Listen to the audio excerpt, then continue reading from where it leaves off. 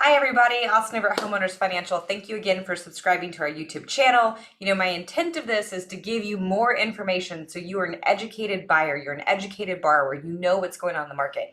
And today I am so super excited because I have one of my favorite humans and one of our favorite appraisers, Ian Dwyer. Say hello, Ian. Hi, Ian. Thank you, Austin. Hi, everybody.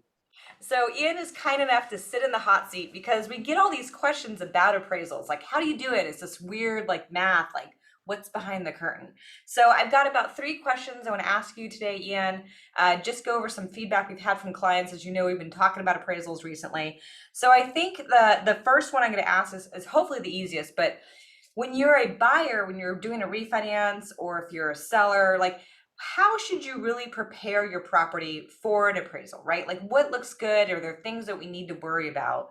What would you give advice in general on that avenue? Sure. Well, one thing, an easy one right off the top is make sure you've got smoke detectors installed, carbon monoxide detectors. Sometimes those are a combo unit. And if you have a conventional water heater, make sure it's double strapped. Or if you have a tankless water heater, it doesn't need to be double strapped. The appraiser will need to take photos of all those things, water heater and the carbon monoxide and smoke alarms. So make sure that those are visible and accessible because we'll need to document those. That's Okay. one thing. All right. And then like cleaning, should I be making sure my laundry's put away? So, or Like the yeah, dishes in the sink, am I gonna get knocked off on value that way? probably the number one concern that borrowers and homeowners and realtors have is, oh, my place isn't clean enough. Don't worry about it. Your laundry, your kids' toys, your messy garage is not part of the valuation process. We're just looking at the land, the house, and any structures permanently attached to the land. And our job is to overlook personal property and just value the property itself. So don't worry about that stuff. Make sure lights are on though, windows are open. We need to take photos everywhere. So it's helpful to have good lighting. Great, awesome. So that's going to segue kind of to the next question that people ask is, what about repairs? What about things? I mean, we work with a lot of veterans, and of course, the VA has its own standards. Yeah, FHA has its own standards. I had a call last week of, oh my gosh, there's no appliances. Is this still lendable? And I'm like, yeah, it's not really a thing. So, what kind of like OMG stuff are you looking for? Because of course, as a lender, our only inspection of the property 99.9% of the time is your appraisal reports. That's what we're right, going for health and safety, for right, standardization. right. Yeah, so we're looking for, well, we're looking at a bunch of stuff, but we're looking at general conditions so we can compare the subject to other homes. And then in terms of more significant stuff, we're looking for anything that might pose a health, safety, or livability concern. So, and it has to be significant, something like a cosmetic crack in drywall or even in a driveway is probably not going to be an issue.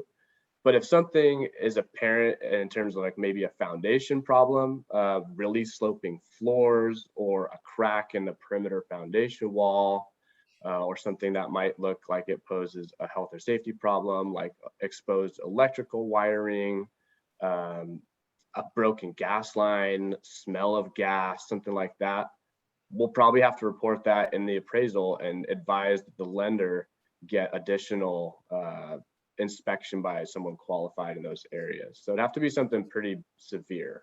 Okay, that's great. And I think the last question is people are so worried about values, right? Mm, We've certainly seen market values jump up a lot.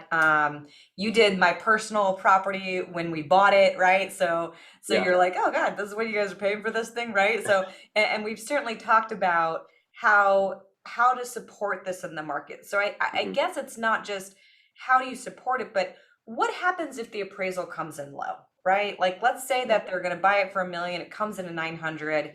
What kind of options as an appraiser? Now, I know in my world, we can do a reconsideration of value, which means, hey, here's why these comps are more appropriate. Here's why this might be a little subjective. But on the receiving end of things, because that can get a little like, meh, meh, meh, meh, meh, Sure. how do you look to support value in a rising market? And maybe how do you, like, if it comes in low, what do you really want us to see from a counter standpoint? Sure. Supporting value in a rising market is tricky. Sometimes the best comps are other properties that are already in escrow. So those are the most recent data points. So we will try to interview realtors for those properties and get an idea of where those pending sales are in escrow at, what the purchase price is, because that's the most recent data, and that will give us hopefully the most current idea of values. And then also, if it's a purchase situation, if there are multiple offers, and if those offers are near, at, or above the agreed upon offer, that tells us there's a lot of people willing to pay this price for this specific property. So that's helpful to know. And then in terms of reconsideration of value, yeah, if a value comes in low, the borrower or the realtor or the mortgage broker can go to the lender and say, we don't feel as though the property was correctly valued. And the best way to have the appraiser revise their value conclusion is to provide comps, as you alluded to, comparable sales that maybe the appraiser missed for some reason. Maybe there was an off-market sale next door that the appraiser didn't see in the MLS and the borrower knows about it. They can provide that. Or maybe there is some feature pertaining to the subject property that the appraiser overlooked, because we're not infallible. We're humans and we're doing the best we can, but we don't see and get everything correct all the time. So point out something that the appraiser may have missed, whether it's a comparable sale or a highlight of the subject property, and ask them to review it and maybe change the conclusion if it's appropriate. But also make sure you read the appraisal and any explanations in it, because there may be a reason why a comp was omitted, or why what seems like an amenity or something special was not given the value that a borrower may think. So we used a term a lot today, and it's comp, right? And comp is a comparable sale, right? So I guess it might also be helpful, I know I'm winging this one, throwing this that one offhand, is, Ready for it. you know, how do we define a comparable sale? Now I know back in the old days of lending, it was, is it within a mile, right? And then in 09, we had to do, if it's a condo, one in and one out of the complex, right? You know, after the crash, there was a valuation thing. So what would you say is a comparable, right? A comp, how would we drive that?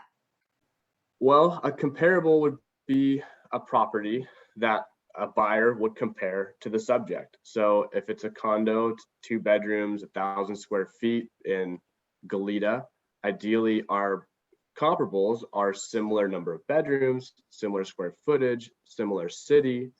It is challenging in this market where we're seeing seemingly lower sales numbers. There's a lower inventory, so there are less comparable sales to use. So we're having to expand those parameters for searching for comparables beyond 1 mile or beyond the condo development that the subject is located in order to find properties that buyers are using to price the property they're making offers on. So competing properties, it's just like if you're going to buy a car and you're looking for a Honda Accord, you probably wouldn't compare it to a Ford F-150 or a Bentley. You'd look at other similar Hondas or cars in that style range, and you would compare those. That's a great one. Cool. Well, Ian, you are seriously such an asset. We're so grateful that you're on our team. You do great work. I'm really, really grateful for you and all your support. Everyone else, if you don't mind subscribing, clicking likes, and let us know what questions you want, right? I mean, again, this is all so that you have the information to make your best knowledge, your best foot forward in this crazy little market that we're in. I'm Austin with Homeowners Financial. Ian Dwyer, favorite appraiser. Have a great day, guys. Ooh, something like that. And I'll talk to you later. Bye.